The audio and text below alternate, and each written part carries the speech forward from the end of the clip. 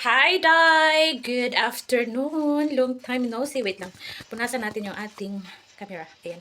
Hi, Dai! Good afternoon. Long time no see. Hindi na ako nakapag-vlog ng ilang buwan. Um, Almost 9 months yata. 9 months or 10 months. Pero nag-upload ako ng mga video. Mga shorts video. Dito sa channel ko. Kumusta kayo, Dai? Kumusta mo? Ayan, nagbabalik. Mag-vlog ako ngayon. Mag-vlog tayo ngayon, guys. Kasi mag-update lang tayo sa buhay-buhay. Yes, we here already in um, nandito na kami sa Australia. Mag 8 months na ako dito, kami ng anak ko. Sobrang tagal na. And mag-update lang ako sa inyo. Matagal akong hindi nakapag-vlog and finally mag-vlog ulit ako. Babalik ulit ako sa pag-vlog. And sorry ha, pasensya na mga day kasi medyo hinihingal ako. And update sa life namin dito ni Sedi currently. Sorry, ano si Sedi, ang ingay ng phone niya. So, 8 months na kami dito ni Sedi. In awa ng Diyos, nakasurvive naman kami sa buhay Australia.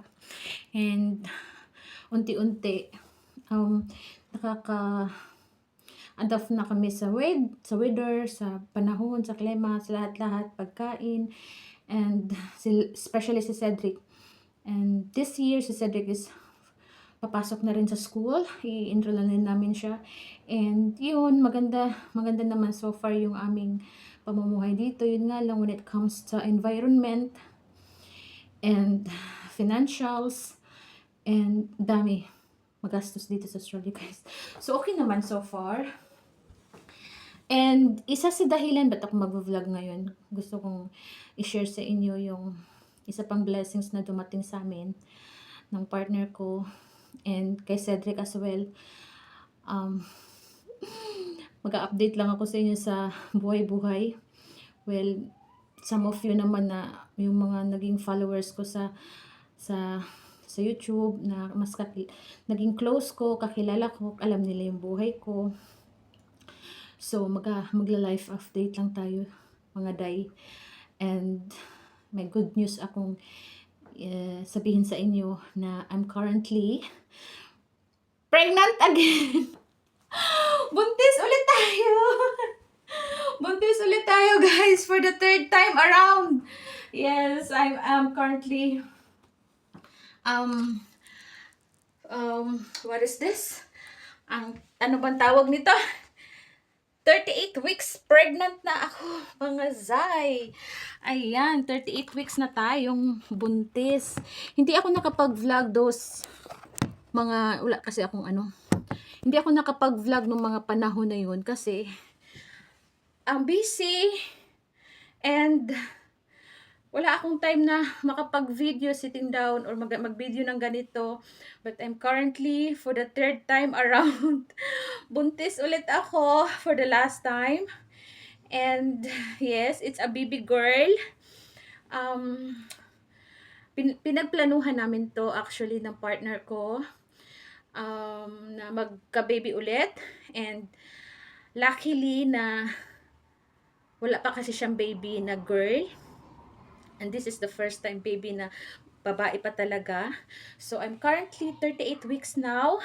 Pasensya na kayo kung medyo hinihingal ako. And ayan, 8 months pregnant. Malapit na puputok. And yan. So, ayan, yan yung good news ko sa inyo. And actually, gusto ko siyang i-vlog. Gusto kong i-vlog yung journey ko as a third time around mom. Pero, sige na, pagpatuloy-tuloy na natin to dahil ang ating pagbablog sa YouTube. And gusto ko na mayroon din akong memory sa mga anak ko kasi nung kay Cedric, lahat ng si Cedi, na-i-vlog ko din yung pregnancy journey ko sa kanya and gusto ko din itong aking baby girl namin i-ano ko din i-upload ko din and gusto kong i-share sa inyo. So, pasensya na. Ngayon lang ako nakapag-vlog ulit kasi sobrang busy ng buhay ko dito sa Australia. Akin lahat. Hindi katulad sa Pilipinas. Dito sa Australia is wala kang katulong, wala kang katuwang, sa iyo lahat. So na-busy ako, but this time is mag-start po ulit ako na mag-vlog. Yun. So ayun lang ang gusto kong ipa ipaalam sa inyo. So, nagre-ready na nga ako, guys. Ayan. Ito yung dadalhin ko sa ospital. And nakapamili na rin ako ng mga ibang gamit. And si baby, ayan yung mga gamit ni baby paunti-unti. And yung mga gamit yan, nandyan na din. Hindi ako masyado nagbibili ng mga gamit ni baby. Ayan. And ayan yung iba. Yung iba is bigay yan sa kanya, regalo kay baby. And may mga hindi pa kami nabibili. Like, on the way pa lang, yung aming in-order na, may in-order ako na stroller and bassinet.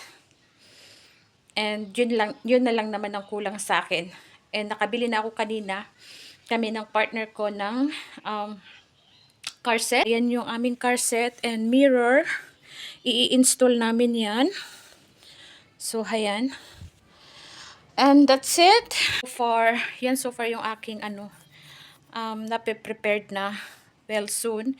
Anytime soon, manganganak na ako.